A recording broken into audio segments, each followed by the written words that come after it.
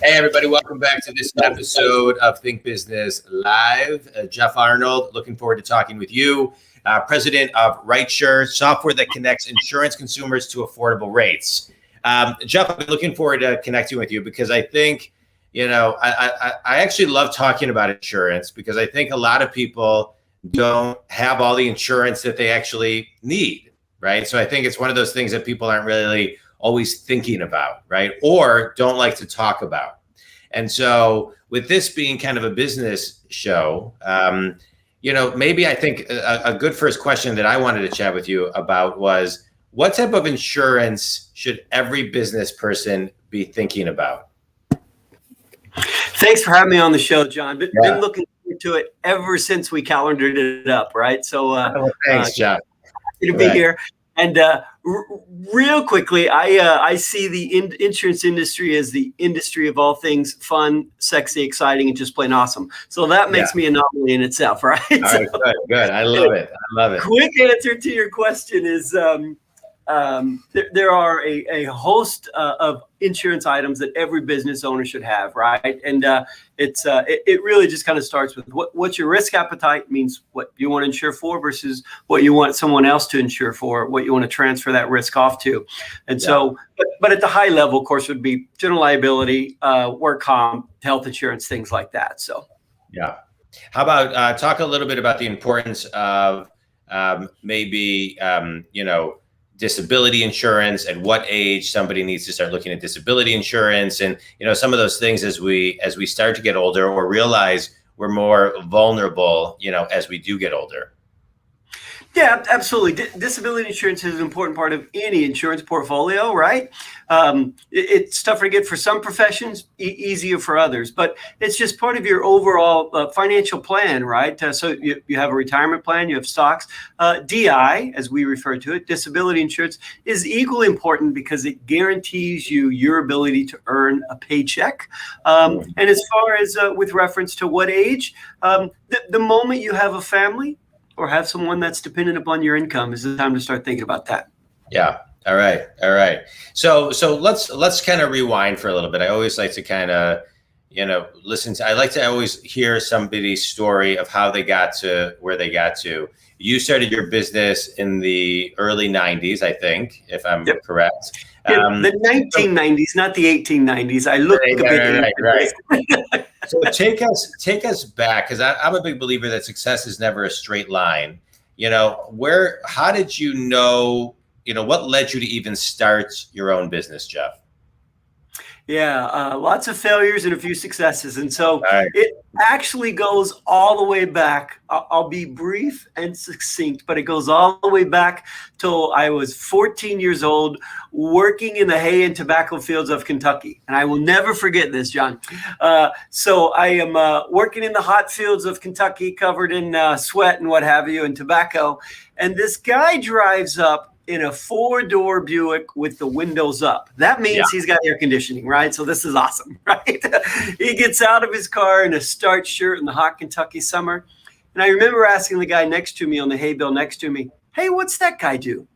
And his response was insurance or something like that. And so I just put that in the back of my mind that says, at some point, got to check out this insurance thing. And I fell into it. I was doing, I studied drama and acting and a lot of stage work in North Hollywood in my youth or my early 20s. And I kind of fell into insurance. And I remembered that day when I was 14, just sitting on a hay bale. So it was destiny. Yeah. Well, it's interesting. I always find it interesting, kind of the universe puts things in your in your walkway, and it resonates. It's like when I was 18 years old, my dad gave me a set of tape sets by Brian Tracy called The Psychology of Success.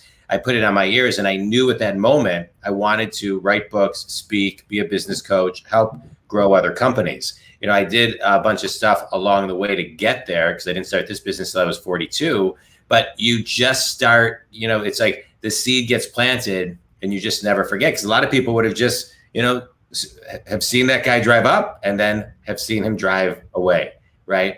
So it's kind of like, and so for you to ask that question, what does that guy do? and then boom, it projects, fast forward. So I always love hearing stories like that. So I appreciate it. So you've been through now a lot of cycles in the economy and in business, the 1990s, the 2000s, and here we are, in a some say still a pandemic, some say endemic, right? As we hopefully are getting through this. How has your business evolved, and how have you, kind of tapped into your own resilience this past year? It's a great question, John. Every leader, every manager, every employee has been challenged by the pandemic, right? And so your leadership and your management skills that may have worked pre-pandemic rather quickly became obsolete and irrelevant, right? Because you just had to pivot or shift. And for us, I'll just go personal for a second. For me, it was, I've always been one that subscribed to what gets measured gets done. So we've always focused on results and what we need to accomplish. And the big pivot, the big shift during the pandemic and the COVID-19 was just check in, see how everyone's mental state is, how they're getting along. That's never been part of a core skill set of most leaders, arguably, right? It's just driven for results and returns and net income growth. And so the short answer is it changed how we manage people. It changed how I manage people. I'm softer on results a little and more into to feelings, for lack of a better word, right? How are you doing? Just checking in with our people. So yeah, big pivot for us. Big pivot for a lot of people, I believe. Well, I think it's in a way a little bit sad that is even a pivot, right? It's that taking those extra moments to just kind of think and be kind and check in to see how people are doing. And I think, and I'm not talking about just for you, but universally, I hear this from all the people that I interview all over the world, and the people I talk to and clients I talk to, right? It has forced us to really tap into more of our humanity, to be kinder, not only to ourselves, and I think that's where it starts maybe, right? We realized that we had to be kinder to ourselves, nurture ourselves through a lot of this, and really kind of unlocked an empathy that I think needed to be unlocked. And so as we kind of move through this, right, and fast forward 12 months from now, we're all, let's hope for herd immunity and all of this and life back to normal. How do you keep, because I think this is something I ask a lot of people, how do you keep the kindness moving forward, right? Where we can all, I remember being part of I was in commercial real estate, and in September of 2008, this like the world came to an end, right? But then in about March 2010, everything started coming back and people just forgot. How do we not forget this lesson? Yeah, how do we keep it in the forefront of our minds, right? Oh, and that's a challenge. It'll be a challenge for everyone, but everyone will do it differently. I know that I just want to say one thing, because what we're talking about right now is, and not just about you, but this is just advice for all people, all Think community people listening, is we learned this in kindergarten, right? Be kind. Be kind. Right. So how do we remember when everything is fast forwarding? I just read an article talking about how after a pandemic or something like what we're going through, the markets just, continue to climb and grow in this. So how do we remember to be kind? Yeah, we're probably due for correction in the markets, right? Not to be a seer, but yeah, I think I agree with you. Have to be kind, and we do learn it in kindergarten. Somewhere along the way, it falls to the back of our mind, right, and not on the forefront. The number one thing that I take away, and it's written on my computer here in front of me, just a little Post-it note on that, is live in the silence, right? And what that means to me is just being a hard charger and a driver, always trying to force the next objective or whatever onto our staff and into our meetings. And live in the silence means just listening to my folks, pause, see what's kind of going on in their lives. You can hear it in their tonal inflections. You can see it in their faces and the wrinkles around their eyes. So just live in the silence for a bit is my big takeaway. And I hope that stays with me, much long after decades, so that I stop pivoting the conversation just to results and start being open to more things that are happening. So. Yeah. Well, what you're talking about is paying attention at a higher level of consciousness, at a higher frequency, at a higher vibration. I love what you're talking about because to me, I believe that the same level of consciousness that got us to where we are can't get us to where we need to be. And the nuances of what you're talking about, you were saying that you were, doing acting and on stage and this, and that's all about emotion and the nuances, right? It's like when you watch a movie, it's like somebody, just the way somebody, like their tone, their this, etc. Especially like I love whodunits, right? So so the message of just paying closer attention, I think is great. Yeah. Let's talk a little bit more about insurance, right? Sure. And so you are recently wrote How to Beat Your Insurance Company. Right. Tell us about that. Yeah, just fortunately, it's been a bestseller beyond my wildest dreams. Right, super happy about that. People are interested in that. It is much less confrontational than the title would suggest. Right, It's really more about learning the secrets, the tips, the tricks of the trade. Right, about look, insurance is saved really by one way and one way only. You reduce the premiums, and that's through discounts, right? Discounts and bundling and what have you. But you don't get what you don't ask for a lot of times. And so we just help consumers, right? Being part of a consumer advocacy part of Rightsure is just help consumers understand all the discounts that are available and what's available in the marketplace. Yeah. Yeah. All right. I love it. And so let's talk about, I think everybody's always looking to differentiate themselves. And so you're software that connects insurance consumers to affordable rates. And so talk a little bit about, what exactly that is, how it gets done, and how it helps save the consumer money. Yeah, so everyone in our industry, all the headlines, if you follow the space at all, and if you don't, you should. It's kind of cool, fun, and sexy, right? But everyone is in this red ocean space on the front lines, and let's get people to shop and switch and save with us. And so we take a blue ocean approach. We're really into the backside, right? Lots of industry, lots of technology will connect you to lower rates. Our platform is called RateGuard, and RateGuard does this. Simply put, it keeps you from paying insurance company rate increases. So all of our consumers, all of our policyholders get RateGuard for free, and it simply says this. Prior to renewal, we'll shop every other company again, make sure you're not missing any discounts, and say, John, you're with company A, it's at $1,500, company B would only be $1,200. Do you want to switch and save, or do you want to stay where you're at? And so it really puts the consumer in control by us reshopping on the backside in the blue ocean space and maximizing discounts, right?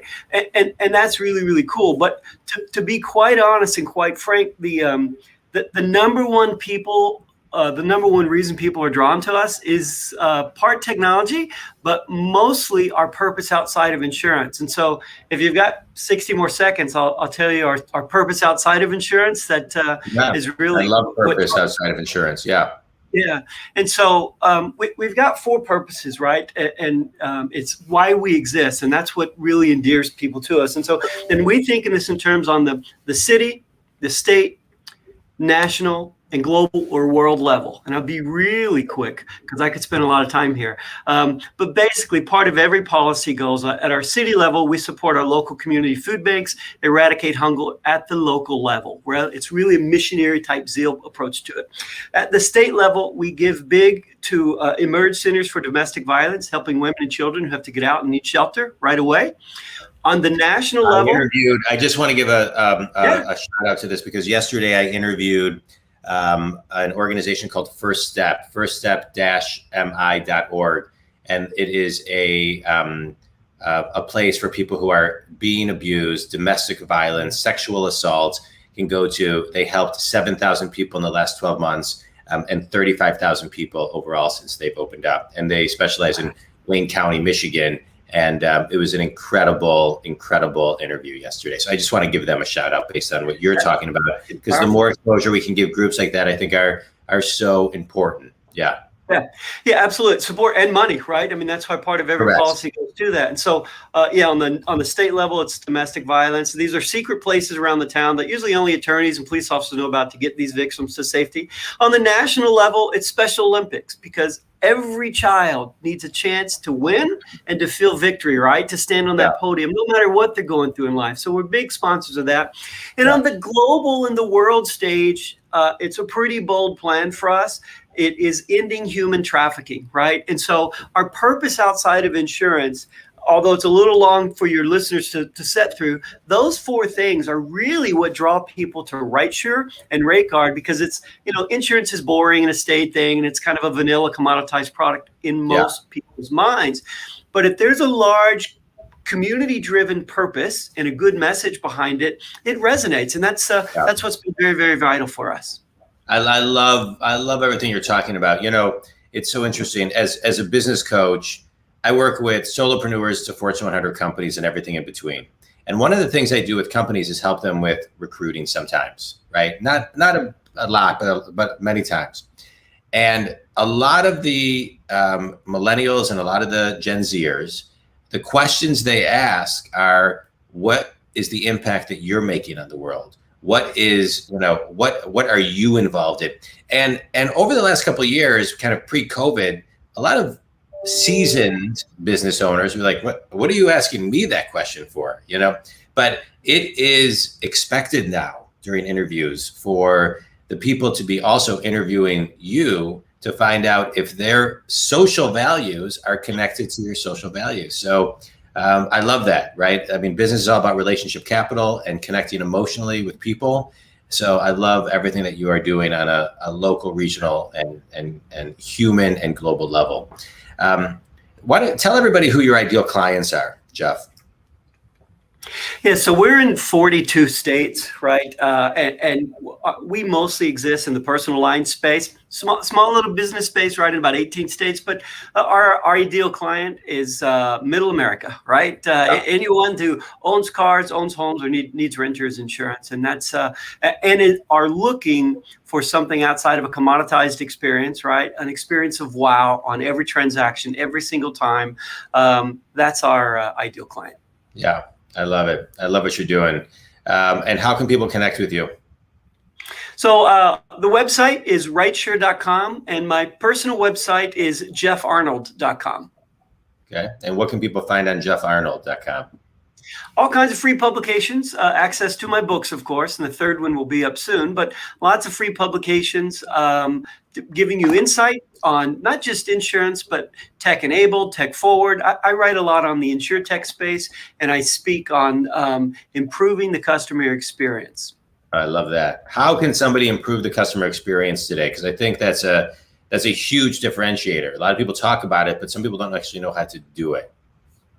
Yeah, actually, I spent the last several seminars presenting on the difference between the customer experience and the customer journey. And so I would just submit to your listeners to start in your own business. Don't act like you. Call your company, see how long you're on hold, see what the experience is like, go fully through another person's eyes, and see what it's like. I mean, we're really only as strong as our weakest employee or our worst experience. And so start anonymously if you can through your own company, and then re-engineer your firm with standards and benchmarks to deliver the experience that you want.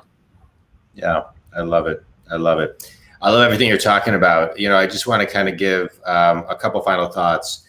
The importance of reminding yourself to be kind and continue to be kind. Checking in with your people, right? We're in an emotional business because we're in the people business.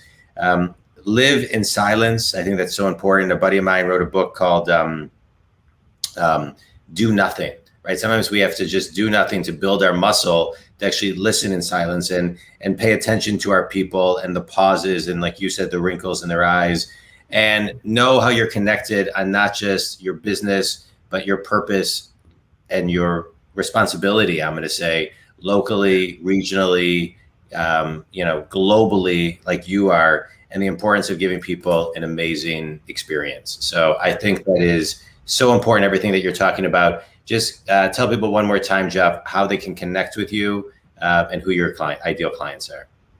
Yeah, thanks so much. So it's rightsure.com. I'll spell it. It's RIGHTSURE.com is the company website. My personal website is jeffarnold.com.